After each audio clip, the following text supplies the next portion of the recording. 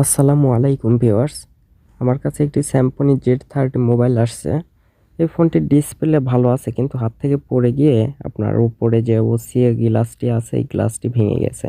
ডিসপ্লের সব ছবি ভালো মতোই দেখা যাচ্ছে, টাচও ঠিকঠাক মতোই কাজ করতেছে, কিন্তু ভাঙা, দেখতে খারাপ লাগে। এজন্য ভাই এই ওসিএ গ্লাসটি চেঞ্জ করে নেবে। তো আমরা এখন এই ফোনটির ওসিএ গ্লাসটি চেঞ্জ করব। সেই জন্য আমরা প্রথমে ফোনটির খুলে নিচ্ছি এবং ব্যাকশেল খোলা হয়ে গেছে। এখন নাটগুলাও খুলে নিব।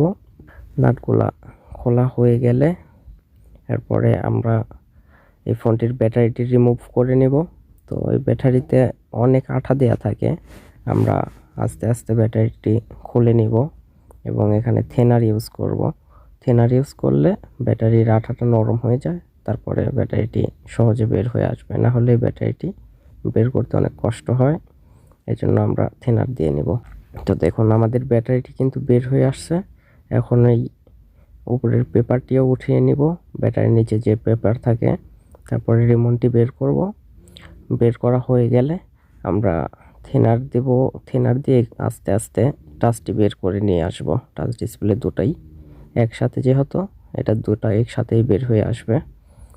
তো আমরা ব্লেড দিয়ে থিনার দিয়ে আস্তে আস্তে টাচটি বের করে নিয়ে আসতেছি। এটা যেহেতু অনেক ভাঙ্গা, এই জন্য অনেক সাবধানে কাজটা করা লাগবে, নাহলে হয়তো বা এই ডিসপ্লেটি ক্ষতিগ্রস্ত হতে পারে।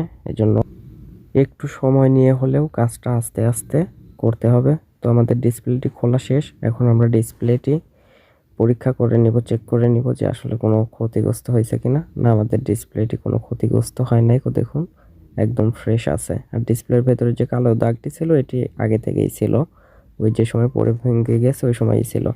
এখন আমরা ডিসপ্লেটি হিটার মেশিনে দিয়ে আলাদা করে নিব। ওসিও গ্লাসটি কাটা শেষ হয়েছে। এখন আমরা ডিসপ্লেটি সুন্দর করে থিনার দিয়ে একদম ক্লিন করে নেব, যাতে একটু আঠা ময়লা কিছু না থাকে।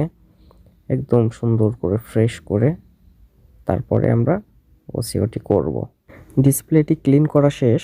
ক্লিন করা হয়ে গেলে আমরা ডিসপ্লেটি ফ্রেমের মধ্যে সুন্দর করে অ্যাকুরেট মাপে রেখে দেব, যাতে একটু 19-20 না হয়।